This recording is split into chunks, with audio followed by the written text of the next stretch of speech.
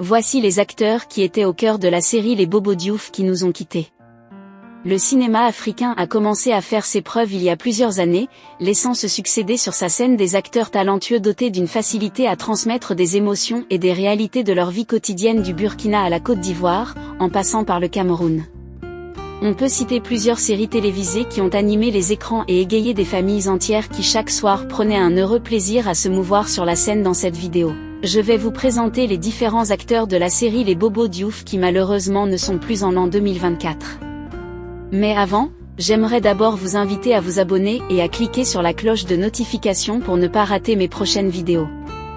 Les Bobo Diouf est une série télévisée humoristique écrite et réalisée par Patrick Martinet, avec plus de 150 épisodes.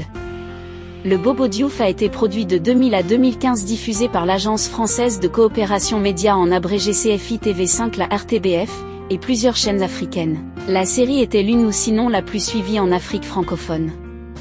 Les Bobo Diouf sont les aventures de Siriki, de son vrai nom Frédéric Soré et de Suk, de son vrai nom Mahamadou Osiandre Beogo, qui reprennent à travers le sketch humoristique les problèmes rencontrés par la plupart des Burkinabés, dans la vie de tous les jours, la misère, les petits boulots, les joies, les peines qui meublent la vie au quotidien du Burkinabé lambda. Ils sont traités de manière satirique et harante. Parmi les personnages récurrentes, on peut compter Fati, de son vrai nom Pauline Ouattara, Maï de son vrai nom Memuna Dembélé ou de son vrai nom Zena Buramba, Salif de son vrai nom Adama Changre Beogo, ou encore Tantiawa de son vrai nom Martin Kam, pour ne citer que cela. Elle est considérée comme la série télévisée la plus regardée en Afrique francophone. Le premier acteur de cette série qui nous a quittés est Tonton Brahma. Rares sont les Africains qui n'ont pas connu le célèbre comédien burkinabé André Bokouma, affectueusement appelé Tonton Brahma, pour un rôle incarné dans la série burkinabé Les Bobo Diouf. Malheureusement l'acteur ne sera plus sur l'écran de télévision. Âgé de 65 ans, le comédien André Bokouma alias Tonton Brahma aurait d'après les médias burkinabés succombé suite à une courte maladie. Rendu célèbre par la série comique à succès Les Bobo Diouf, où il incarnait le rôle d'un père transigeant envers ses deux filles et son épouse. Il avait également joué dans de nombreux films burkinabés. Décédé le vendredi 14 août 2015 à Bobo Dioulasso, suite à une courte maladie, Tonton Brahma de la famille des Bobo Diouf a été inhumé dans la soirée du dimanche 16 août au cimetière municipal de Bobo Dioulasso. Un moment de forte émotion pour les amis, parents et acteurs du cinéma burkinabé. Le corps arrivait au cimetière MPAL aux environs de 15h25. Sur les lieux il y avait eu des prières et des bénédictions avant l'inhumation de l'un des plus grands acteurs du cinéma burkinabé. Nous avons à sa suite Tanti Abi, femme de Tonton Drissa, mère de Fati et Amadou et tante des deux personnages principaux selon une information confirmée par la radio-télévision du Burkina. Sur son site internet, l'actrice burkinabé Fatim Milogo est décédée le 23 octobre 2014 des suites d'un arrêt cardiaque. Fatim Milogo était surtout connue sous le nom de Tanti Abi en souvenir de la série télé Les Bobo Diouf. Fatim Mogo est mère de deux filles décédées à l'âge de 65 ans. Elle a été inhumée dans la ville de Bobo-Jula.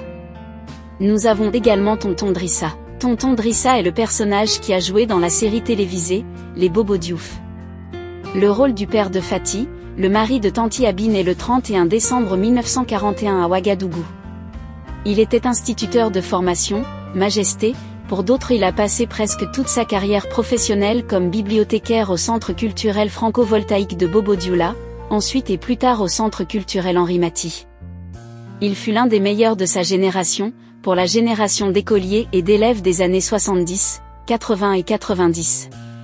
Il imposait le respect et le sérieux, toujours rigoureux dans l'entretien des livres et documents qui étaient mis au service des abonnés de la bibliothèque. Il encourageait régulièrement les uns et les autres à la lecture des documents qui participaient à l'éveil de conscience, les romans et les films en noir-blanc de Tintin et autres.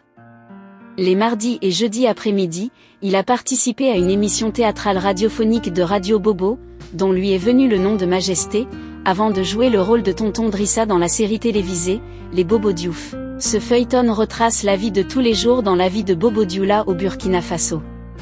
Ses misères, ses joies, le tout sur un ton humoristique. Cela explique d'ailleurs son succès international.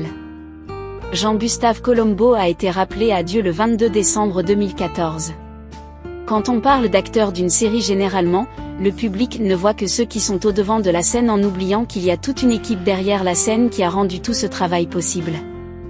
Nous avons par exemple le réalisateur de cette série qui fait partie des personnes qui nous ont quittés. Le réalisateur français Patrick Martinet, créateur de la célèbre série burkinabé humoristique Les Bobos Diouf, s'est éteint auprès de sa famille à Vulbens-en-Savoir en France dans la nuit du 23 au 24 mars 2020, des suites d'une longue maladie.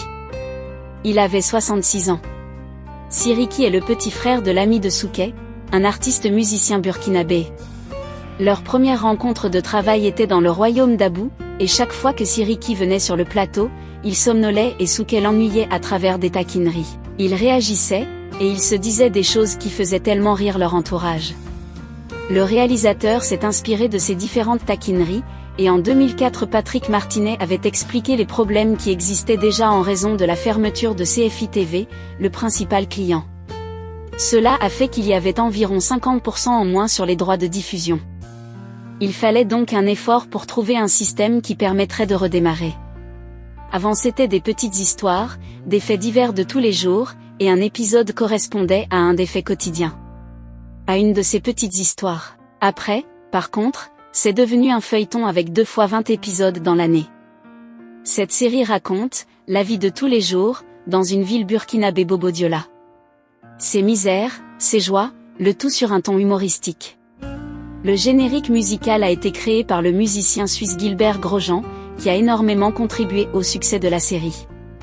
Par la voix de cette chaîne, nous rendons un grand hommage à ces grands acteurs du pays, des hommes intègres pour leurs talents qui ont permis de connaître les réalités des pays africains au-delà des frontières. Que pensez-vous de ces célèbres acteurs du pays d'Ibrahim Traoré? Laissez votre avis en commentaire. Si vous avez trouvé la vidéo intéressante, cliquez sur j'aime et partagez à vos amis. Mais n'oubliez pas de vous abonner et de cliquer sur la cloche de notification pour ne pas rater mes prochaines vidéos.